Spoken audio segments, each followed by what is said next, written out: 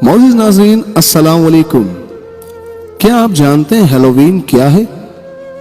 Halloween शैतान की इबादत का त्यौहार।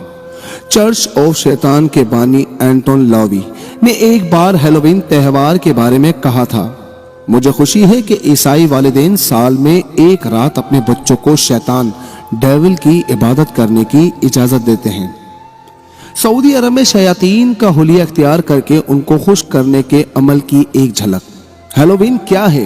ये शैतान, चुड़ैलों और कई खुदाओं की इबादत करने वाले कदीम मजहब का एक त्यौहार है, जिनका मानना था कि हैलोवीन की रात मरे हुए लोग भूत और चुड़ैले बनकर इनके दरमियान उतरते हैं, इसलिए वो खुद को इनसे बचाने के लिए इन जैसा रूप धार कर जानवरों की खालें और उनके सर पहनकर आग के गिर्द नाचते थे।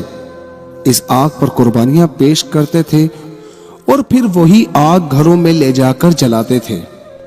ये मानते हैं कि आग इनकी हिफाजत करेगी। इसके साथ साथ ये लोग इन मरे हुए लोगों की बदरूहों के लिए खाने का सामान भी घर से बाहर रखते थे ताकि बदरूहें इन्हें तंग ना करें। जब ईसाइयत आई और इन कबाइल तक फैली तो ईसाइयत ने अपने मुर्दों को याद करने के दिन को इस दिन के साथ मिला लिया ताकि इन गैर ईसाई कबीलों को अपने अंदर समोने में आसानी हो।